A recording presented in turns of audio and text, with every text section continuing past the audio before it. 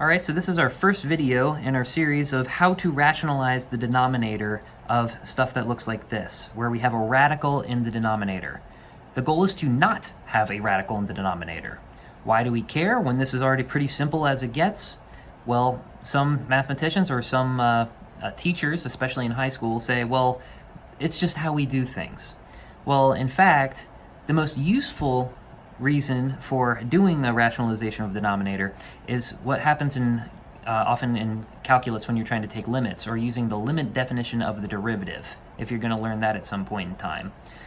And that, you'll end with radicals in the denominator, and you need to simplify, and the only way you can do it is by rationalizing the denominator.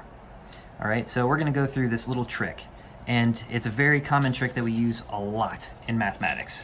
So how does this work out? We're going to start with 1 over root 2. And the trick basically comes down to cleverly multiplying by 1. Okay, so we don't change the expression at hand. So what I mean by cleverly multiplying by 1 is as follows. We're multiplying top and bottom by the same thing that's in the denominator. Especially in this case, where we really only have one radical in the denominator.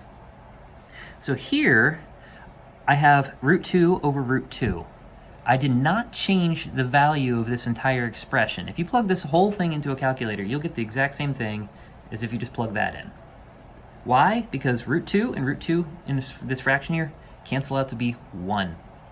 So we're cleverly multiplying by 1, because now by doing this, multiplying across the top and bottom as you do with normal fractions, you have root 2 times root 2, which is just going to be root 2 squared. But the root and the power cancel out, leaving us with just a 2 in the denominator. So now I don't have a radical in the denominator. I basically converted it into a radical in the numerator. And often radicals in the numerator are far easier to work with.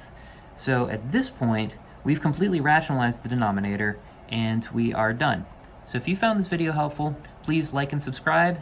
And if you want to see more examples, please head over to projectgreatered.com. You can find a link in the description below. Thanks, and I'll see you in the next one.